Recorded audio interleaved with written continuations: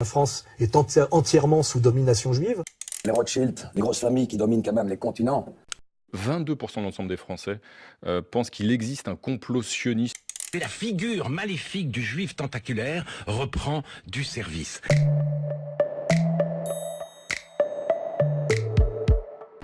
Il n'existe pas de complot juif, on peut le montrer en faisant l'histoire.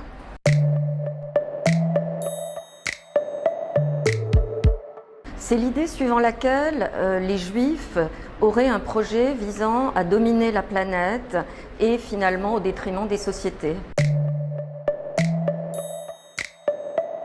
Le complot juif est apparu très tôt. La matrice théologique du complot juif réside dans l'accusation de peuple déicide, à savoir faire porter la responsabilité de la crucifixion sur les Juifs. L'Église, qui voulait absolument se démarquer des Juifs et du judaïsme, a véhiculé un certain nombre d'accusations. Certains responsables politiques, princes, souverains, ont pu reprendre aussi ces accusations quand ils voulaient, par exemple, chasser les Juifs pour s'emparer des biens d'une partie d'entre eux.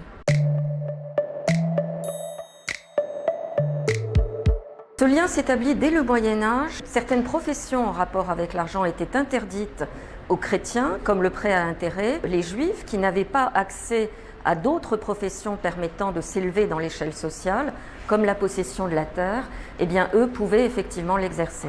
Quelques familles juives de banquiers ont une grande visibilité au XIXe siècle.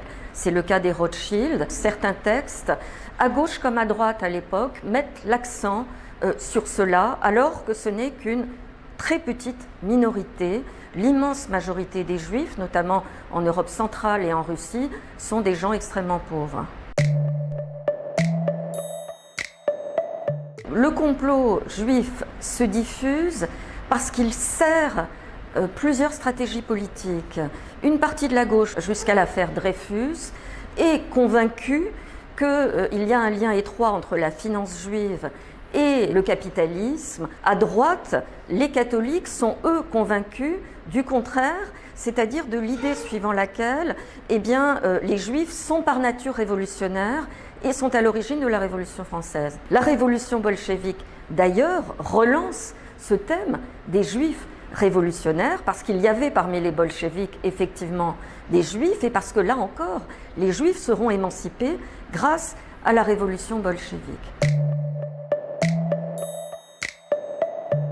C'est un faux, c'est là que se structure l'idée suivant laquelle un complot juif est à l'œuvre pour dominer et pour ruiner, au sens propre et figuré, les sociétés chrétiennes. Dès 1920, on sait très bien que c'est un faux, on connaît d'ailleurs la source, puisqu'il s'agit non seulement d'un faux, mais d'un plagiat. Les États ou les partis antisémites estiment que la meilleure façon de provoquer la haine des Juifs, c'est de les présenter eux-mêmes en persécuteurs. L'islamisme a beaucoup contribué à la résurgence de l'antisémitisme à travers la diffusion des protocoles des sages de Sion, en utilisant, comme ça avait été fait dans d'autres contextes, des guerres israélo-arabes, le conflit israélo-palestinien qui est devenu, le symbole de l'oppression par excellence.